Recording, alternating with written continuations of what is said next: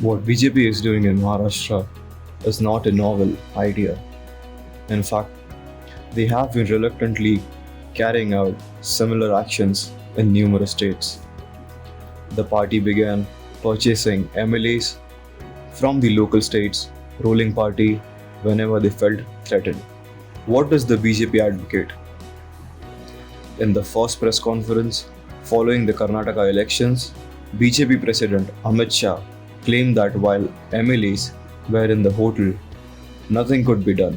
Is this way of acknowledging the Congress and JD's MLAs would be taken by them? Former Union Minister Anand Sharma was questioned. Anand Sharma remarked that Anand Sharma remarked that while everyone expected Amit Shah to apologize for the theatrics that followed the BJP elections, the party instead admitted that they were allegedly attempting to recruit Congress JD's MLAs. BJP is exposed for its blatant use of resources, including money and influence. They were attempting to buy MLAs by conducting his elections campaign in an improper way for the Prime Minister. The Prime Minister discredited his position. He used lies more than any other Prime Minister ever did throughout his campaigns. We would anticipate an apology from the Prime Minister to the nation, added Sharma. The BJP made offers of millions of dollars to Congress leaders in what was perceived as an effort to take power at all costs. Security was reduced and flying by Congress MLAs was prohibited. They carried out all of this in an effort to purchase our MLAs, but they were restrained by the Supreme Court's ruling. Sharma said that the SC had used the Constitution's 10th schedule. This is purely a case of resentment. Sharma claimed that the BJP used all of its resources to sway the vote and claimed that the Karnataka elections were influenced by central government organization. Sharma also urged an independent investigation into the BJP financial sources, claiming that everyone was curious about how they had accumulated so much cash. One of the wealthiest political parties in the world is the BJP. The BJP spent at least rupees 6,500 crore in the lead up to the Karnataka elections. On May 26, the fourth anniversary of his elections, Narendra Modi shouldn't be rejoicing. Instead, he should apologize for using taxpayers' money for personal gain, according to Sharma.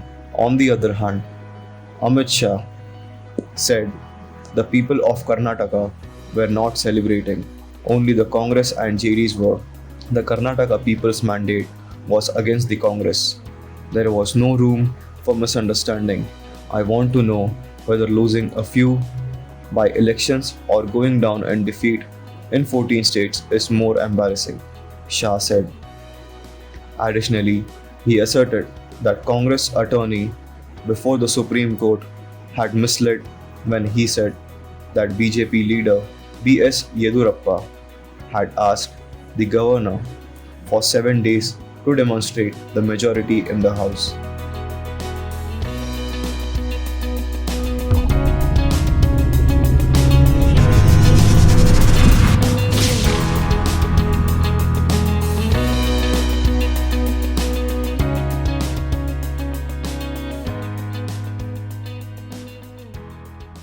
In his autobiography, which was just published, former Chief Minister of Himachal Pradesh, Shantakumar expressed alarm about the BJP's shift from politics of values to politics of power, to see his party, adding that he is humiliated to see his party become involved in the sale purchase of politicians.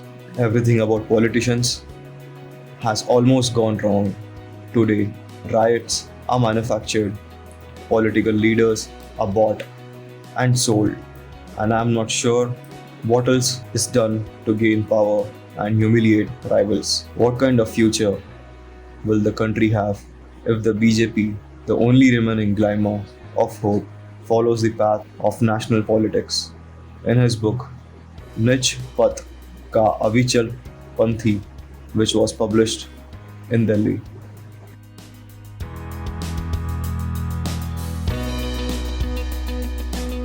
The Bharatiya Janata Party was accused in a startling claim by Janata Dal of spending rupees 1000 crores to buy renegade MLAs from the Karnataka Alliance.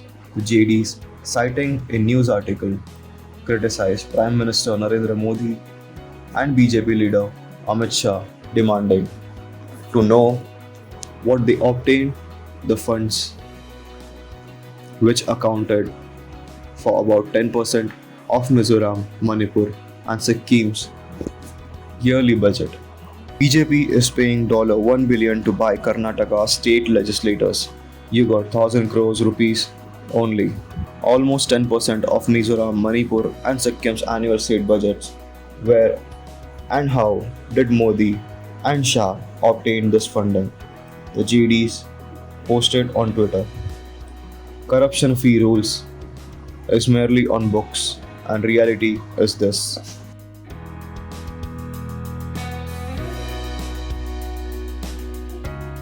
2.5 years later, Eknath Shinde, a prominent Shiv Sena figure, defected against Thackeray, and the majority of Sena MLAs joined the rebel camp, bringing an end to Thackeray's term as chief minister. Before 2019 assembly elections, few would have imagined that Uddhav Thackeray would leave the BJP, his longtime ally, and forge an improbable coalition with the NCP and Congress to win the office of Chief Minister of Maharashtra. Uddhav Thackeray entered politics reluctantly, having witnessed the Shiv Sena's ups and downs when he first assumed control of the organization. As acting president and party leader in the wake of his father Bal Thackeray's passing in 2012, after a few days of political wrangling in the state, Uddhav Thackeray resigned from his position as chief minister.